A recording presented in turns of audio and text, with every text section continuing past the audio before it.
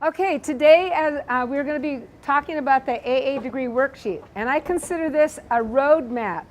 And you know how it is with a roadmap, you need one of those to get where you're going. So we're going to go through the whole degree, and we're going to talk about both sides of the sheet of paper because there's a lot of information on that one little document. Okay, so it's good to keep this sheet current and bring it with you when you want to meet with a counselor or an advisor. Oh, I wanted to mention we are filming today and I'd like to welcome our students at Fairchild who are going to be watching this video. Hope it'll be helpful. Okay, so there's also information about the AA degree in the quarterly schedule, which just came out recently for this coming winter quarter, and also in the college catalog, which is available both as a catalog in reality and also on the web. So the basics, 90 credits, and these are 90 credits taken from classes that are 100 and 200 level classes. If you are taking classes below the 100 level, in order to get to the 100 level classes that are required, those do not count in your 90 credit count for the AA degree. Make sure that you're clear about that. The courses are divided into 7 areas, and we're going to go through those 7 areas. The only course that is dictated by course title of the whole 90 credits that are required is English 101. Or if you have tested out of it with an AP score, you also will get that 5 credits on your worksheet. The second course that you take in that category is your choice. However, it may be determined by what your major is. So if you're going to be an ed major, you are going to take English 102. And in order to take English 102, you have to have at least a 2.0 in English 101. Also, if you're thinking about being a business major, anybody here thinking about being a business major? Okay, you're also going to want to take both 101 and 102. So if you know what you're going to major in, you need to consult that major and see if they have a specific English requirement beyond English 101. So that's what it looks like. So if you've taken English 101 or any of the classes that are listed in this group, you could write in the quarter, like this quarter is fall, we would put F10 for this quarter, and then you would either check it off or write in the 5 credits. This group number 2 is probably one of the groups that causes the most confusion. In order to get an AA degree, you need to show intermediate algebra competency. You can do that either by testing out of it or taking the actual class, which would be under the new numbering system. 98 was the classroom, and 99 is the online or in the math lab. You must have a 2.0 in order to get a little X in that box. So the classes that you might need to take in order to get to the required level, Math 92 or Math 94, those do not count in the 90 credit total that you need for a degree. Now, that gives you an X in the box, but now you need 5 more credits. So let everybody turn over their sheet of paper and look at group 2. It's going to show you just exactly what classes by class title, what will fit in that group. Okay, so you do not need a math class beyond intermediate algebra to get an AA degree. However, most programs at the university and college 4-year level require 1 class beyond intermediate algebra. So you're going to want to take that here at the Falls for 2 reasons. Number 1, you don't want to wait until 2 or 3 years later and try to fire up that part of your brain again that does math. You want to get it done while your brain is in the math mode. Number 1 reason. Number 2 reason, you can use that 5 credit class either in this quantitative group or you can use it in the math science group, which is group number 5. Currently, we still offer a class, Philosophy 106. It's called Logic. Has anybody in here taken Logic? Okay, one person has taken Logic. You can use Logic in that area currently. That can change in the future, but right now it is accepted. Here's what I tell students about Logic. Some students absolutely love it. Some students feel like it twists their brain in a knot, and they like having their brain twisted in a knot. Other students get their brains twisted in a knot, and they don't think that's much fun at all. So here's what I tell students. If you're thinking about taking Logic as your quantitative requirements, at the minimum, go to the bookstore and open up that book and read a couple of paragraphs and see if it fits with how your brain works. Because I really, honestly, I don't think it's a question of intelligence. I think it's a question of how your brain is wired neurologically. Even better would be a quarter prior to taking it, to going into that class on, say, the 3rd or 4th day of a new quarter, and saying to the instructor, I just want to sit in here for a minute and see what this class is like because I'm thinking about taking it. The other one would be Math 107. If you're a business major, it would be Business Statistics 217. If you're a person who's going to major in one of the sciences or mathematical programs, then you would probably want to take Math 141. If you have any questions about what you should take in that area, please ask a counselor or an advisor, because we want you to take the right class. Okay, humanities. 3 separate subject areas. This gets people sometimes. If you are a person who did not take 2 years of foreign language in high school, and you're going on to a 4-year program in which a foreign language is required, then you would need to have 1 full year of foreign language. So you would put your first foreign language class in the humanities, and where would you put the other 10 credits? I heard it, electives. Yes, you would put those in electives. So you need to hit on 2 of the subgroups. You don't have to hit on all 3, but you do need to hit on 2 of the subgroups. Now, this is another area where you have to be a little bit careful. I have students that come in and they say, oh, yes, I got the humanities done because I took Journalism 110, and I took Communications 227, and I took Art 101. Now stay on the back side of that sheet of paper and looking under the Group 3 for Humanities. Do you see Art 101 listed in the humanities? No, you do not. Only the art classes listed, Art 108, 109, 110, etc., because these are classes about art. They're learning about art. They're not doing art. Same thing for music. So I tell people the classes in this category, Category 3, are not doing classes, they're learning about that particular thing classes. So the film class, again, you're not making films, you're studying about film history. I will mention that in this category, Communication Studies 227 seems to be a very popular course. It meets our diversity requirement. It's an excellent course for anybody that's going into a field where you're going to be relating with lots of people. Any questions about humanities? Okay, so let's say you took English Literature with a W, you took Journalism 110, you took a Humanities film class, and now you want to take the History of Jazz, Music 124. You've already got 3 classes in Humanities. Where's Music 124 going to go? Electives, right. And same thing if you wanted to take a second philosophy class, it would go in electives. Okay, so social sciences, the same thing is going on here. You have to touch on each of these 2 subgroups.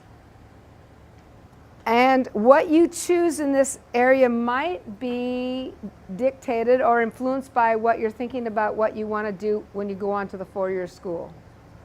So for example, if you want to major in business, you're going to take Economics 202 here. Any business majors? Okay. So we have a whole list of business prerequisites. Unfortunately, I do have paper. Now I need something to write with. I'm just going to write these up real quickly for business. These are the requirements for business. Business 217, econ 202 and 201, accounting 201, 202, 203, business, I think it's 201, it's whatever is our law number now. And let's see, I think that's, and the first math for business people is Math 201. Okay, so if you're a business major, jot those down. No, just Math 201, not business math. That's for an AAS degree. Again, if you have any questions about what fits into the social science, you look at the courses listed on the back. Okay. All right, math and science. If you took Math 107, you have a choice. You can either put Math 107 in Group 2, quantitative, or you can put it in the math science area. You can't use it for both areas. They call that double dipping. It's not allowed. You still got to have 90 credits. So if you put math in the math science area, then you have to come up with something different for quantitative, and then you would have 2 more science classes. If you put the math in the quantitative Group 2, then you would need 3 sciences. You do not have to have a math in Area 5. Okay, you do need to take 1 laboratory class, and I caution people all the time, unless you are taking a program that requires Biology 160, we encourage you to choose a different class for your lab. I encourage students to take either Introduction to Environmental Science, you can make some little notes on your AA degree worksheet, or Intro to Chemistry, Intro to Physics, or Intro to Geology. Don't be put off by the title of physics. A lot of people go, oh, physics.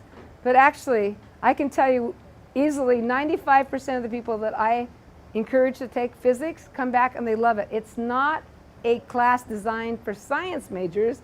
It's a class designed for non-science majors. Now, if you're gonna, is there anybody here interested in going into the medical profession, like a doctor or a biology major, anything like that? A nurse, you would need Biology 160. Okay, if you're going to be a biology major or a pre-med student, there's a different sequence of biology classes. Begins with Biology 222. The health and fitness area, unless you're an art teacher or getting an AFA, Associate of Fine Arts, or if you're going to be a PE teacher, if you're not going to be either one of those things, you're going to want to choose for your Group A either Health 101, 104, or 174. Those are 3 credit classes. Okay. So then in the bottom group, we have a number of things listed. Again, you would need to turn over the paper to see if the course that you're interested in taking meets the requirement. A lot of people take cross-training PE for 2 credits. You earn half of the hours on campus. You can earn the other half of the hours required on your own, and you just keep a log. Okay, so question. If Health 101, you took Health 101 at 3 credits, but you decided that you really want to take photography. Has anybody taken photography here? Okay, photography is 5 credits. So now we have 8 credits that we have accumulated in Area 6. And now it's the chorus time. Where do the other 3 credits go? Electives. So anything that's extra from the groups will fall down there into electives. Electives, those are your choice. Again, if you have a good idea about where you want to go when you get to your 4-year school, then you should use that elective area to take classes that are required for that particular degree that you want. Additional, we talked about the additional quarters of language go there. And I talked about their specific classes for ed majors. And we have those, and their ed department is also doing some counseling sessions. Oh, yes, this is another big area of questions, and that is this area of what is a generally transferable credit and what is not a generally transferable credit. Any course that is listed in the first 5 areas is generally transferable. It's non-restricted, it's good to go, no questions asked. If it's not listed in those first 5 areas and it's not listed in the additional courses, again on the back side under electives it gives you course numbers that are not restricted. If you're going to transfer on what we call the direct transfer agreement, the AADTA, you want to make sure that you don't have any more than 15 restricted electives. I think keeping it to 10 is better, but you are allowed 15 restricted electives. Okay, so what is that? What does restricted mean? What restricted means is if you take restricted classes and you transfer to a 4-year college before you finish your AA degree, we cannot guarantee that they're going to give you credit for those restricted courses. If you finish the AA degree, the whole thing goes as a package and they don't pick apart those courses. Those are generally courses that come from AAS degrees. Denise? So Beverly, what would be an example of a restricted course? Okay, a restricted elective could be Business Math 102. Not Math 102, but Business Math 102. If you're working on an AAS degree in chemical dependency or social work or paraprofessional educator, a lot of those classes in those AAS degrees are restricted. And an AAS degree, is anybody in here doing an AAS degree currently? Okay. So, and some of you maybe are going to do what they call upside down degree and take that degree to Whitworth, for example, or somewhere else? Okay. So you should probably be meeting with a counselor, but here's the thing that you need to know. An AAS degree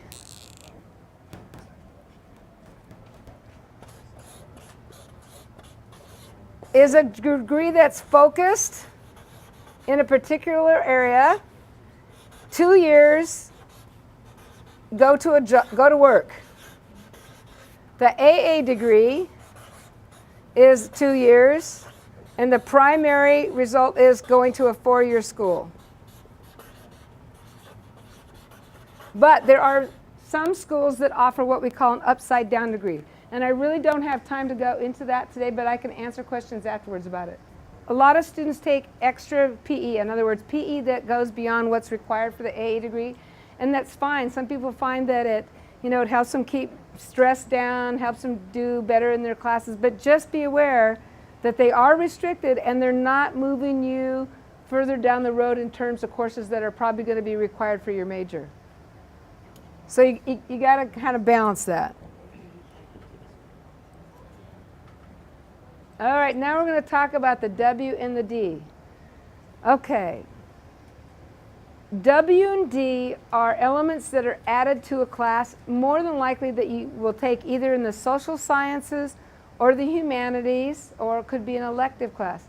I haven't seen a writing intensive class in the sciences for 3 or 4 years. So what that means is don't leave your writing requirement until the end, because if you're like some people, and science is one of the things that you kind of put off a little bit, you're not going to find a W in science. So we recommend that you don't take a W class until you've had English 101. People have taken W classes without having 101, but we really recommend that you take 101 first. But in the schedule, every quarter, the W classes are going to be different every quarter. So you have to look at the particular quarter that you're signing up for. I noticed, for example, the coming quarter, Journalism 110, a humanities credit, is offered in the W format this coming quarter. There's a philosophy class called Modern Philosophical Problems. That has a W on it. English Lit, I think always has a W on it. The writing element The W element is taken and added to a class that is not writing in nature usually, that is not composition. It's going to be a history class. It's going to be a sociology class. It's going to be a film class. It's not going to be, other than English composition, it's not going to be, other than English literature, it's not going to be an English writing class. Those are writing because that's what they're about. Okay. The diversity classes are set. They don't change. They're the same every quarter.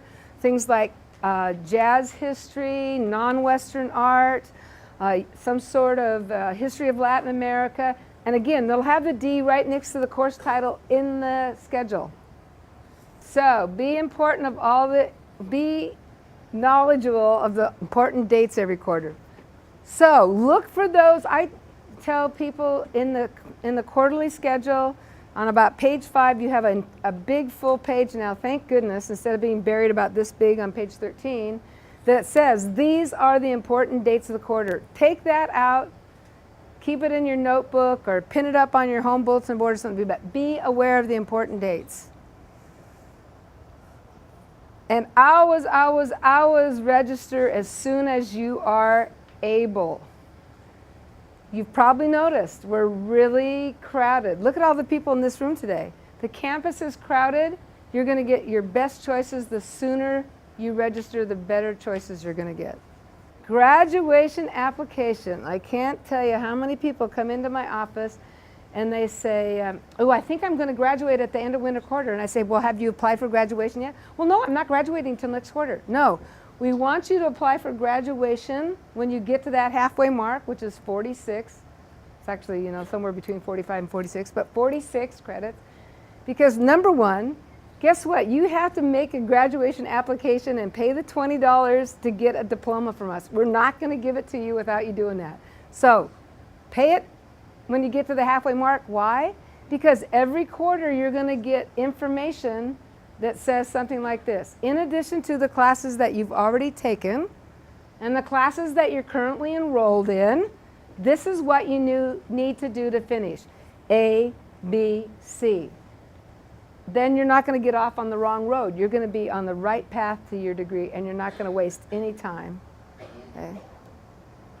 Yeah, don't wait till your last quarter classes because then guess what? You might have put something in a category that really doesn't go in that category. And now you find out that, oh my goodness, I'm not going to be finished with my requirements by the end of the quarter. All right, so questions. Questions. How do you know which electives are restricted and not? Okay, she asked, how do you know which courses are restricted? Any class that's listed in group number 1 through 5, and the titles are also on the back, plus the courses listed by course name and course number, those are non-restricted.